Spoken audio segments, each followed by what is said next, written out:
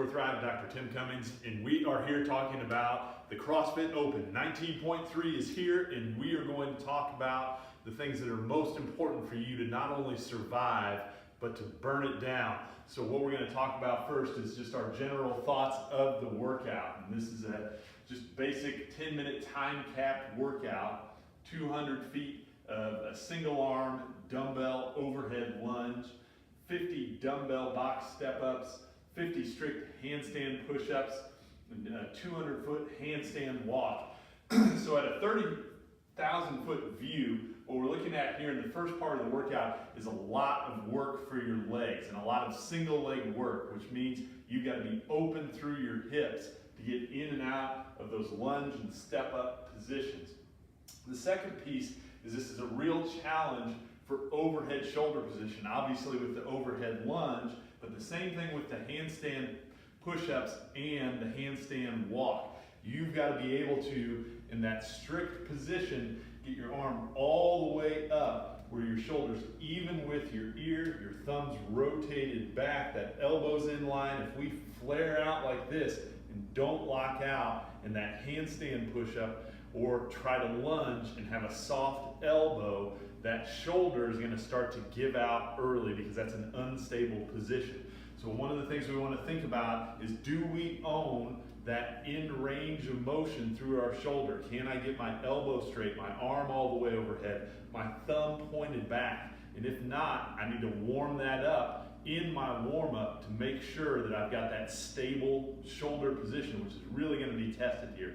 The second piece is going to be, again, like we talked about, that hip flexibility and mobility, that ability to extend and flex through the hip. When you're lunging, what we want to see is that you can get into a lunge shape where your knee is even with, and if you have full hip extension, you should be able to get that knee behind your hip or your pelvis without arching through your back. And when we talk about efficiency, we're going to create the most power when our back is in that neutral position. If I arch to get my leg back here, I'm going bone on bone through my spine, and I'm going to start to smoke out through my low back well before I get to the end of this workout. So we want to look at, again, that front-sided hip mobility. The other piece is the step up. And this is a high step up. For men, this is going to be a 24-inch step, which is where we've got the box set up here. For most guys, that's knee above the crease of the hip. And again,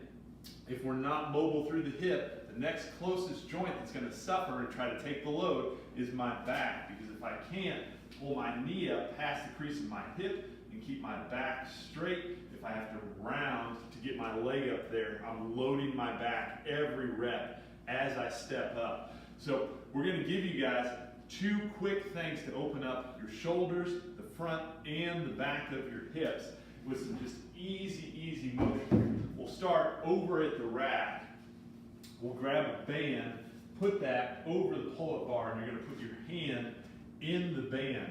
Now we're going to try to replicate that overhead lunge shape by putting our arm up, dropping our leg on the same side of the arm that's overhead back, and then drop that knee down. If this is putting a little more tension than you like through the front of your quad, you can put your knee on the ground, but keep your abs on. We want to see that when you're in this position, you're not arched, throwing your rib cage out or your chest out. You've got abs on, butt squeezed on that back leg, and then we're going to do a little contract, relax. I'm going to pull down on the band for 5 seconds as I take a big breath in.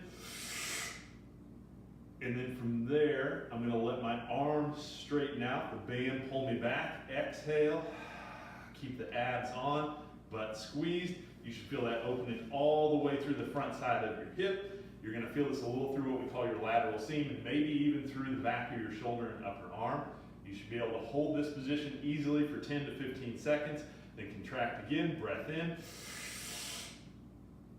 hold, and then exhale.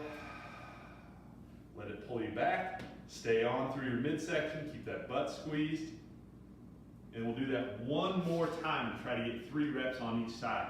So that's opening up that in-range shoulder position that we need for handstands and for the overhead lunge. That's opening up the front side of the hip that you need for that lunge shape. And then we'll work on that posterior hip mobility with the box here. And we're just gonna go into that shape where you might be restricted. And this is just an easy, what we call posterior hip opener. What I'm gonna do is get in that step position, put my arm inside my leg to block my knee out in good position, staple my foot to the box, and then I'm gonna bring my back leg back, keep my abs engaged, and start to floss back and forth. Push my knee forward, keep my heel down, push back, try to straighten my knee, squeeze my quad as best I can. This is what we call a neurodynamic activity here. We're not just stretching muscle, we're hitting the nervous system as well. We're staying active through our abs, we're squeezing our quad, we're telling our hamstring it's all right to lengthen out because we're on tension here and we're controlling this motion. This one we really want to grease for 20 or 30 repetitions. We shouldn't be forcing motion. You feel that tension come on, come off of it, go the other direction, and we'll just floss back and forth, 20 to 30 reps. What we should notice after that, shake it out a little bit. If I pull that knee up, I should be able to hold it up, keep my back in a stable position, not tuck, not extend as I bring that leg up. Those are two great ways to start to open up your hips, your trunk, and your shoulders for 19.3. If you guys are interested in a more kind of full-fledged warm-up, we've been pushing out some content through our email list. Leave a comment below if you're interested in getting that warm-up. We'll talk to you again soon.